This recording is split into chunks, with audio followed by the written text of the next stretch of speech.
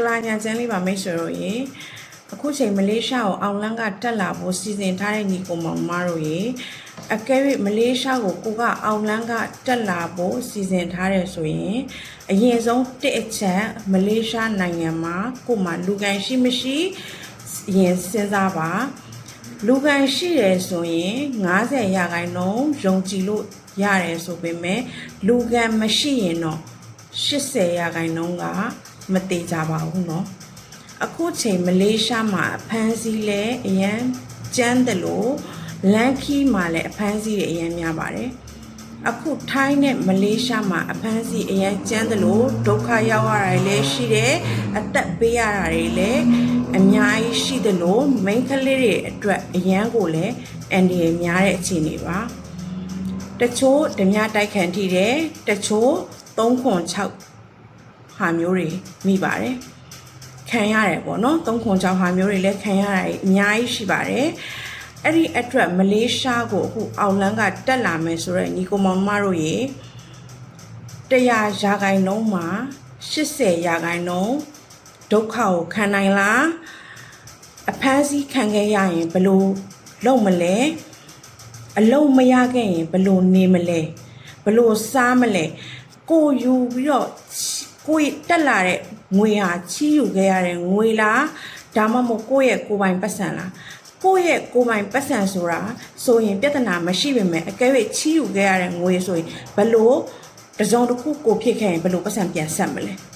အစစအရာရာကိုတေချာတွေးပါတေချာစဉ်းစားပါမလေးရှားမှာလူကန်ရှိမရှိအရင်စဉ်းစားပါလူကန်ရှိရာကအဆင်ပြေပေမဲ့လူကန်မရှိတဲ့လူအတွက်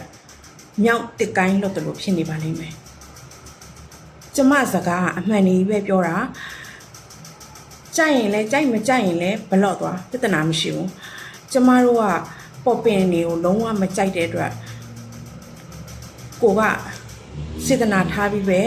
အားလုံးကိုလမ်းမှန်ကိုပဲပြောပြခြင်းလို့အမှန်တရားကိုပဲပြောပြခြင်းလို့ကျမ TikTok သုံးတာဖြစ်တယ်အဲ့အတွက်အခုချိန်မလေးရှားကိုအောင်လန်းမှတက်လာမဲ့လူတွေစဉ်းစားပါ100မှာလူကန်ရှိရင်90%က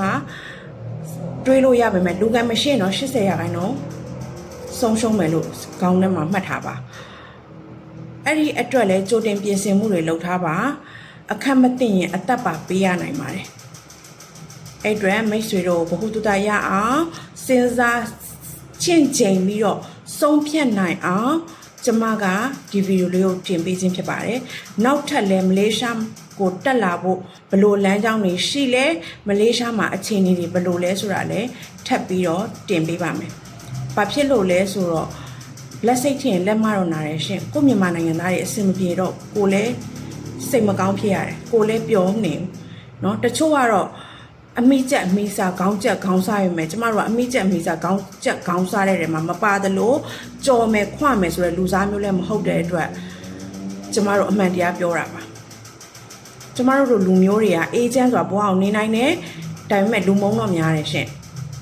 အဲ့အတွက်မကြိုက်တဲ့လူတွေဘလော့သွားပါနော်ကျေးဇူးပါ